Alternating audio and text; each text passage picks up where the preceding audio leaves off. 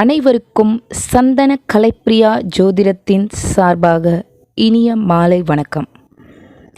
நம்ம எல்லாருமே ரொம்ப ஆவலாக எதிர்பார்த்துக்கிட்டு இருக்க நாள் இன்னும் ஒரு சில மணி நேரங்களில் நடக்க போகுது. இன்னும் 2 நாட்களே இருக்குது. ஆமாம், 29 மார்ச் 2025 பற்றி தான் நம்ம இந்த பதிவில் பார்க்க போகிறோம். த மோஸ்ட் எக்ஸ்பெக்டிங் டேன்னு கூட சொல்லலாம். அப்படி என்ன எக்ஸ்பெக்டிங் டேன்னு பார்த்தீங்கன்னா, சனி பெயர்ச்சி நடக்க போகுது. இந்த சனி பெயர்ச்சி நிறைய பேருக்கு அப்ஸ் அண்ட் டவுன்ஸை கொடுத்துருக்கு. ஸோ கூடவே இந்த மார்ச் 29 அன்னைக்கு சூரிய கிரகணமும் நடக்க போகுது.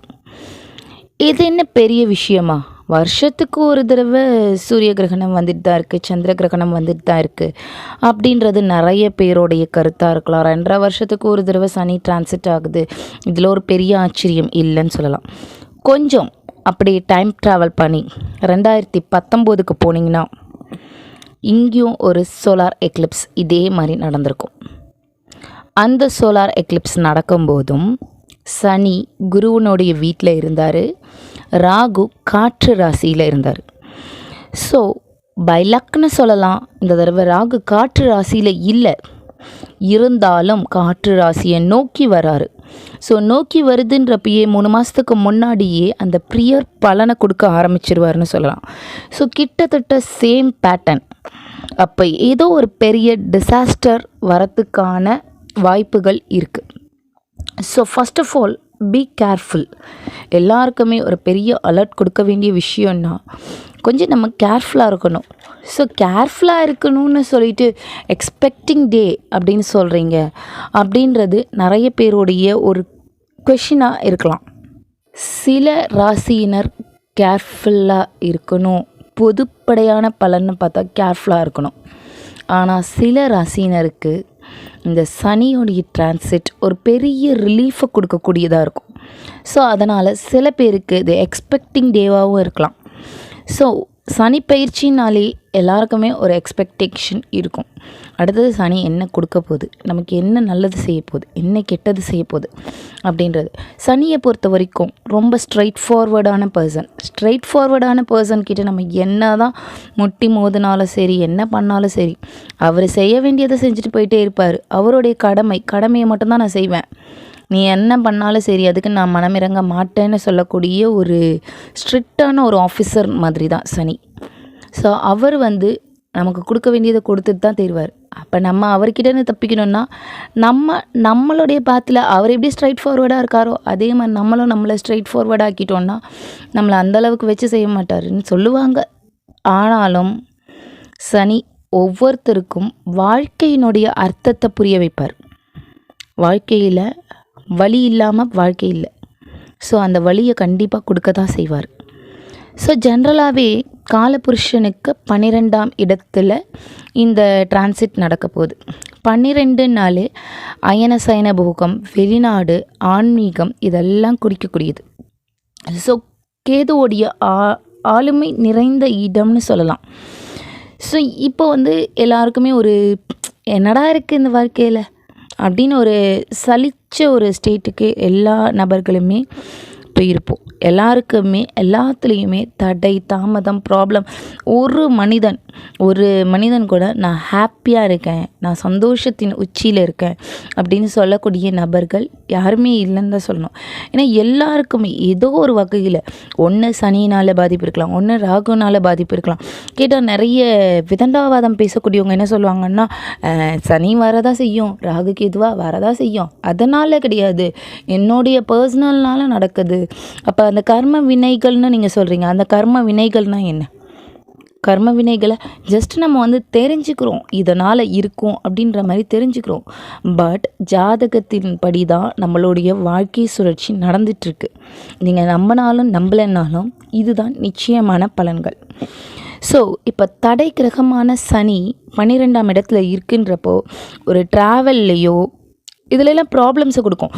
நீங்கள் பாருங்கள், ஒரு 3 months பிஃபோரே இப்போ பார்த்திங்கன்னா வெளிநாட்டுக்கு போயிட்டு வர்றது இதெல்லாம் ஒரு நார்மலான கண்டிஷன்ஸில் இப்போதைக்கு சூழ்நிலையில் இருக்கா? ஸோ அதுலேயும் ஒரு தடை இப்பயே வந்துருச்சு. ஷேர் மார்க்கெட் டவுன் ஆகிடுச்சு. ஏன் ஷேர் மார்க்கெட் டவுன் ஆச்சு? ஷேர் மார்க்கெட் டவுன் ஆகிறதுக்கான காரணம் என்ன? ஸோ எல்லா கிரகங்களும் 7 கிரகங்கள் கிட்டத்தட்ட காம்பினேஷன் ஆகுதாங்க. என்னென்ன கிரகங்கள்னு பார்த்திங்கன்னா, சனி இருக்குது. சனி வந்து போகிறது பகை வீடு, குருவனுடைய வீட்டுக்கு போகிறாரு. அப்போ சனிக்கும் குருக்கும் அந்தளவுக்கு ஒரு மியூச்சுவல் ஃப்ரெண்ட்ஷிப் கிடையாது. ஸோ அங்கே கூட இருக்க போகிறது சூரியன் இருக்குது. சூரியனுக்கும் சனிக்கும் ஜென்ரலாகவே ஆகாது. ஸோ சூரியனும் சனியும் ஒரு 15 நாட்கள் ஒரு இடத்துல இருக்க போகிறாங்க. இந்த இடத்துல சனியினுடைய கூட்டாளிகள்னு சொல்லக்கூடிய ராகு இருக்கார், உச்சம் பெற்ற சுக்கிரன் இருக்கார், புதன் வக்ரம் பெற்று இருக்கார், கூடவே சப்போர்ட்டிவ் ஹேண்டாக உபகிரகம்னு சொல்லக்கூடிய மாந்தியும் அங்கே போயிருக்காரு. கிட்டத்தட்ட ஒரு 7 கிரகங்கள் வந்து காலபுருஷனுடைய 12ஆம் இடத்துல ஒன்று கூடுது மீனராசியில். அந்த மீனராசியில் ஒன்று கூடி அதனுடைய டைரக்டான 7ஆம் பார்வை எங்கே போகுதுன்னா கன்னிக்கு போகுது.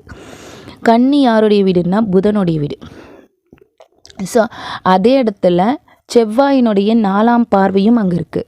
குருவனுடைய 5ஆம் பார்வையும் கன்னிக்கு இருக்குது.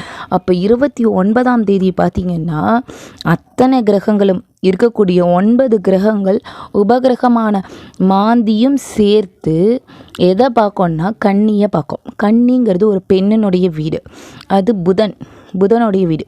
அப்போது ஷேர் மார்க்கெட்ஸில் டவுன் இருக்கலாம், பத்திரம் டாக்குமெண்ட்டு இதில் எல்லாம் ப்ராப்ளமை ஃபேஸ் பண்ணலாம்.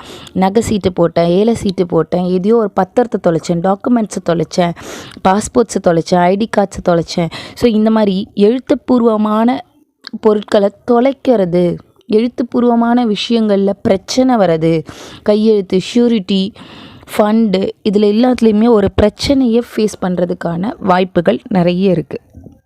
ஸோ அதுவும் இல்லாமல் புதன் இடம் இருக்குன்றப்போ நம்ம வந்து அது வந்து நிலம் சார்ந்த இடம். ஸோ அப்போ நிலத்தில் பிரச்சனை வரும். ஏதோ ஒரு நிலம் சார்ந்த இடங்களில் ஒரு பிரச்சனையை ஃபேஸ் பண்ண வேண்டிய கால சூழ்நிலை ஏற்படலாம்.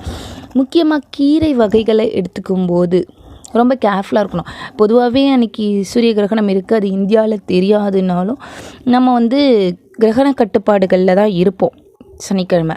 அப்படி இருக்கும்போது இன்னும் நம்ம வந்து இந்த கீரை வகைகளை நம்ம வந்து அவாய்ட் பண்ணுறது ரொம்ப நல்லது. ஒரு 2 days 3 days வந்து கீரை வகைகளை கூட எடுத்துக்காமல் இருக்கலாம். ஸோ நெட் பேங்கிங், ஜிபே எதை பண்ணினாலும் சரி ரொம்ப கேர்ஃபுல்லாக பண்ணுங்கள். இப்போ குரு பார்த்திங்கன்னா குரு கூட ராகுடைய நட்சத்திரத்தில் இருக்குது. அப்போ வந்து நீங்கள் தப்பே பண்ணலைனாலும் உங்கள் மேலே தப்புன்றது அக்யூசியேஷன், ஒரு ப்ளேமிங் பாயிண்ட்டு வரும். அதனால் நான் மன்னிப்பு கேட்க மாட்டேன், தமிழில் எனக்கு பிடிக்காத வார்த்தை மன்னிப்பு அப்படின்னு விஜயகாந்த் பட டைலாக்லாம் பேசாமல் யார் என்ன பண்ணாலும் சரி சாரி சொல்லிட்டு போயிட்டே இருங்க. சாரி, ப்ளீஸு, தேங்க்யூ இதை சொல்கிறதுக்கு கற்றுக்கிட்டிங்கன்னா வாழ்க்கை பாடலுக்கு ஸ்மூத்தாக போயிட்டுருக்கும். ஸோ அதனால் நமக்கு தேவையானது நடக்கணும், நம்மளுடைய வேலை கரெக்டாக நடக்கணும். ஸோ ஜாப் ரிலேட்டடான விஷயங்களில் எதுலேயுமே முயற்சி இதுவும் நான் அவசரப்பட்ட வார்த்தை விடுறது, ஏன்னா ஹையான ப்ரெஷர் இருக்கும் ஜாப் ரிலேட்டடான விஷயங்களில். ஹை ப்ரெஷரு, டென்ஷனு, வேணும்னே எங்கேயோ போகிற வம்புகள் வழக்குகள் நம்ம மேலே திரும்பும். ஸோ அந்த இடத்துல ப்ராப்ளம்ஸை ஃபேஸ் பண்ண வேண்டியதாக வரும். வாய் கண்டிப்பாக கலருவாங்க, வாயில் பிரச்சனை கண்டிப்பாக வரும். அப்போ அந்த இடத்துல நம்ம எந்த அளவுக்கு ஸ்மூத்தாக ஹேண்டில் பண்ண முடியுமோ அவ்வளோ ஸ்மூத்தாக ஹேண்டில் பண்ணிடணும்னு சொல்லலாம். ஆனால் அந்த இடத்துல அந்த சுச்சுவேஷனில் நிற்கும்போது, அந்த பின் பாயிண்டில் நிற்கும்போது தான் நமக்குள்ளே இருக்கக்கூடிய கோபம்ன்றது வெளிப்பட தான் செய்யும். அதை தவிர்க்க முடியாது. அப்படியே கோவப்பட்டு கத்துறீங்க, டென்ஷன் ஆகிறீங்க, ஹைப்பர் டென்ஷன் ஆகுறீங்க, ஏதோ ஒன்று ஆகுறீங்கன்னா கூட சரி, ஒரு 1/2 hour சண்டை போடுறீங்களா, அடுத்த 5-6 நிமிஷம் நீங்களே போயிட்டு சாரி சொல்லிடுங்க. ஏன்னா நமக்கும் டைம் சரியில்லை, நம்ம ப்ளசண்ட்டாக போயிடுவோம் அப்படிங்கிற மாதிரி சாரியோ இதுவோ போய்ட்டு அந்த இடத்த காம்ப்ரமைஸ் பண்ணி கூல் பண்ணிடுங்க. ஸோ இது வந்து இந்த வருஷம் ஃபுல்லாக இருக்குமானா இல்லை, ஒரு அப்கமிங் 15 days வரைக்கும் கொஞ்சம் கேர்ஃபுல்லாக இருங்க.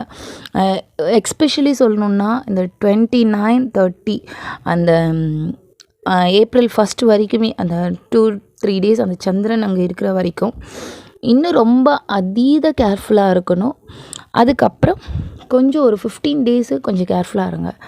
குரு டிரான்சிட் ஆனதுக்கப்புறம் மற்ற பிளானட்ஸ் கொஞ்சம் டிரான்சிட் ஆனதுக்கப்புறம் பாசிபிளான சுச்சுவேஷன்ஸ் அமையலாம். தேங்க்யூ.